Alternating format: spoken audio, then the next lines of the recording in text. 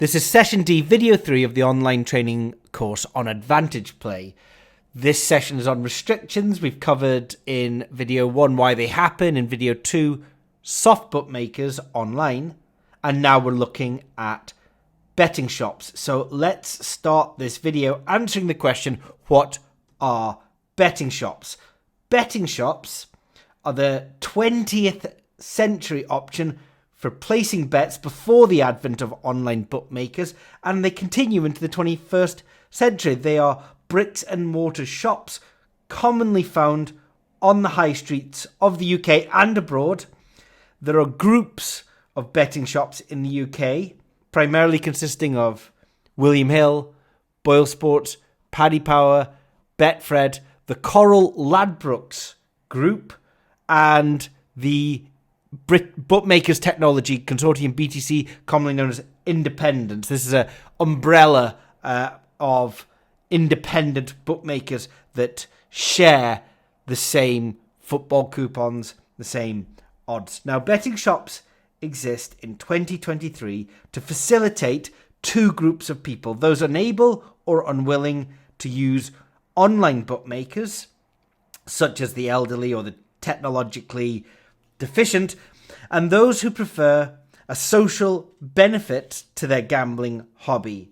A few of those patrons in a bookmaker's shop may be making their only outing of the day, and so whatever the prohibitionists may argue, the betting shop provides a legitimate social fabric for thousands of people with limited opportunity to meet and speak to other like-minded individuals.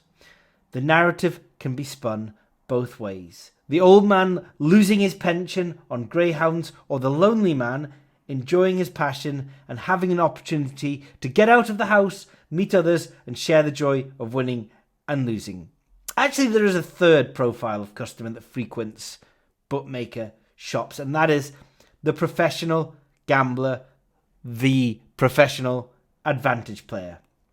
Before online bookmakers existed, professional gamblers used shop bookmakers as it was their only option. After online bookmakers existed, professional gamblers used shop bookmakers as it was often their only option after restrictions. It's fair to say the vast majority of winning bettors give up when they run out of options at online bookmakers. The transition to shops isn't obvious, and for many, typical reactions are, I don't have time, or I don't have shops near me. So in this next section, I want to discuss the logistics of shop advantage play and maybe answer these two questions. The interesting thing, the good thing about the logistics of shop betting are you really only have to worry about thinking about them once and solve them once, and then you are pretty well set up for a long time. So I don't have time to go to the shops. First of all, we all have the same amount of time. Some people are just a little bit better at time management, at organising theirs than others. Secondly, nobody said that it had to be you that went to the shops. The next bit of feedback, I don't have shops near me. Look, life is easy if you live in Zone 2 of London, or in fact, any UK city. Those in Kinlochbervie have a slightly harder logistical problem to solve, with the nearest William Hill a 7-hour round trip away. But nobody said it had to be you that went to the shops. So as you may have guessed, I've been alluding to a solution. It doesn't need to be you that goes to the shops. In fact, the logistics of shop betting works best when you work in a team. It's not a prerequisite or a necessity, but it can be a solution to many of the logistical complexities to shop betting. Individuals do have success. In fact, most people in teams run both individual and team operations simultaneously. However, for those that have issues with time and shop availability, teams are the optimal solution. Teams come with their own logistical problems to solve, but none of these are overwhelming. Can you find people that you trust? I have a team of old university friends who have known each other for 20 years. Trust is very easy there. I've also been in teams that have met through internet forums and even a syndicated, organised team through a central shop where few people knew the identities of all of the others. Different teams and different team constructs have different levels of trust and risk levels.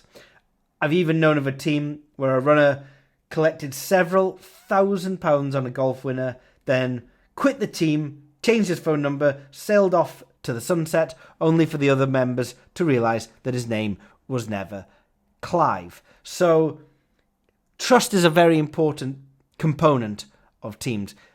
Also is the division of profits. There are a number of different mechanisms and methods for dividing up profits. Often it comes down to your own personal political, economical preferences. Some divide equally, others by stake placed, others by EV placed, others even pay an hourly rate. Also, logging bets is a logistical problem that needs to be solved. It used to be a pain in the days before group chat platforms, but now groups like WhatsApp solve these logistical issues in entirety. Bets can just be placed and logged with incremental numbering ready for regular spreadsheet entry. None of these logistical problems are in any way overwhelming or difficult to overcome. The hardest component is finding the right people. But why go to the effort of solving shop logistics? We solve them because of the benefits that come with shop betting. Shops offer pretty much the same opportunity as online soft bookmakers, with some disadvantages and some advantages. So let's have a look at the disadvantages first. Firstly, volume. We cannot compare the potential for getting volume down with that of betting online unless we're prepared to physically move ourselves or our runners into the flat above a shop. Secondly, prices. Prices in horse racing at William Hill tend to be one interval lower in shop on every horse under 16 to 1. Thirdly, study and scope. Online, we can sit in the comfort of our own home with any database open on the computer and study the opportunities. In shop, we need to have a way of knowing what the fair odds are, how we're going to benchmark our information before we visit the shop. Working these out in shop in real time is a challenging task. Fourthly, area managers, CCTV and knockbacks and PTL were not entirely restriction free in shop. A common acronym you may come across in shop betting is PTL. This is permission to lay. Behind the counter there is usually a notice which is visible to staff only that details the maximum amount the staff can lay a bet before the cashier has to phone up a trader in head office for permission to lay that bet. That doesn't mean that we can't bet over this level. The trader may give us permission. We might be confident the trader will accept the PTL. However, we're more likely to stay under the radar if we stay under the PTL limit. The PTL, for example, for a football pushers coupon at Betfred is £300. So if we're betting 17 trebles on that coupon, which is 35 trebles, we may be wise to stick to £8.50 because this comes to £297.50 for the slip, which is just under the £300 PTL limit. £9 trebles on the same 7 teams would be phoned up. We're more likely to draw attention to ourselves. We're more likely to get knocked back. Even if we stay under the PTL, we may be unlucky enough to come across an over-officious area manager, or perhaps the eyes of the CCTV are ultra eagle-like on this day. Knockbacks are rare, but they do happen, especially after picking up a winner. Brush it off, move on. There are plenty more bookmakers on the high street. So what about the advantages? Do they outweigh the disadvantages? The first is anonymity. Whilst it's true that some pickups reach a level where ID is required, this level not only differs by brand but also individual shop, the vast majority of shop bets can be placed without telling the shop who you are. The benefits of betting with anonymity should be evident for long-term success. Limits. Limits can also be higher in shop than online. perhaps not as high as a 100% online account, but how many accounts realistically are 100% relative to normal restricted accounts? Shop limits are extremely attractive. The next benefit is cuts. Bets are more commonly cut online before being cut in shop. It's not uncommon for Betfred's daily specials to be held in store at their original price long after they have been cut online. And the final benefit is SSBTs, self-serving betting terminals. These are machines that shop customers can use to search for bets and wager on them without the necessity of human interaction. William Hill manage their own SSBTs.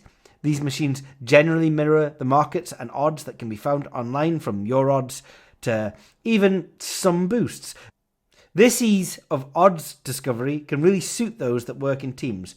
Betfred, Coral, Ladbrokes, Paddy Power and the Independence Group share SSBTs linked to the same odds provider with a few market exceptions. However, visibility of one allows for visibility of all. SSBTs are a vital tool.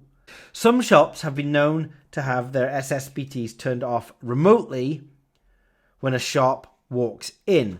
William Hill even ordered in the past an issue to all shops that they SSBT ban the 3 most profitable customers in each shop. But overall, SSBTs provide an excellent platform for value. So let's have a look at the types of edges that are available in shops. There are many more than these, but these are a few that are commonly used.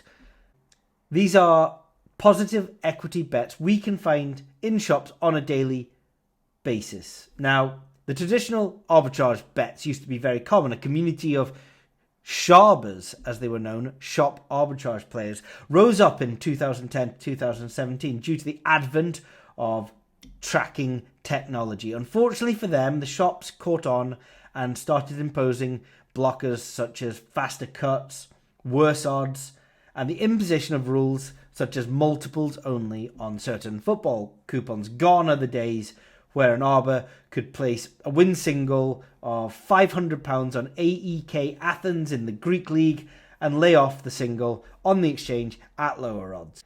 Instead, we generally look at value betting football coupons, especially coupons without a direct liquid exchange market, such as team to score in both halves or a goal in minutes 1 to 30. Another common edge includes lucky 15s on each way horses, golfers on the PGA and DP World Tour, goal scorers, your odds values, even something as simple as checking the first try scorer on Odds Checker at William Hill and using their SSBT to bet anytime they are an outlier on top price. That's not the most sophisticated methodology, but it doesn't have to be when it is effective. You let the market and the comparison sites do all the hard work for you. You'll also find football combo bets in William Hill SSBTs. And so if you can model any of these to be plus EV online, then you have the ability to send a runner into shop to bet on them, maybe even compound the value into multiples. There are plenty of other edges to be had in SSBTs. Teams often keep these to themselves because the liability won't withstand volume. To explore the value, a good tip is to ask a runner to photograph various pages of the SSBT screens, searching for markets that don't have direct exchange markets to hedge and are perhaps relatively complex to calculate, as this makes it more likely that other teams haven't tapped in to that value. I'd like to finish this video with some generic advice for shop betting. Some additional costs do need to be taken into account when profiting from shops. The obvious expenses are petrol and parking. On top of this, it is usually a good idea to tip the cashiers. This isn't just charity. Staff are incentivized to report upwards any regular big time winners. So a 1% tip out of a £1,000 pickup can help to extend the opportunity of a betting shop, even if it slightly lowers your ROI. It is worth it to maintain the longevity of betting. Not only is it a good idea to tip, but it's also important to maintain the correct demeanour when in shop. Good runners tend to know how to smile, how to say hello, how to say hi to the staff, how to crack a joke. Those that shuffle into the shop, looking at their feet, tend to be the easier advantage players to knock back. Think the MIT students counting cards in Vegas. It's not just the bets we're placing, but the story that we're weaving that translates into success. Finally, we're often asked where to bet and when to bet. We generally find the most amount of value at Betfred.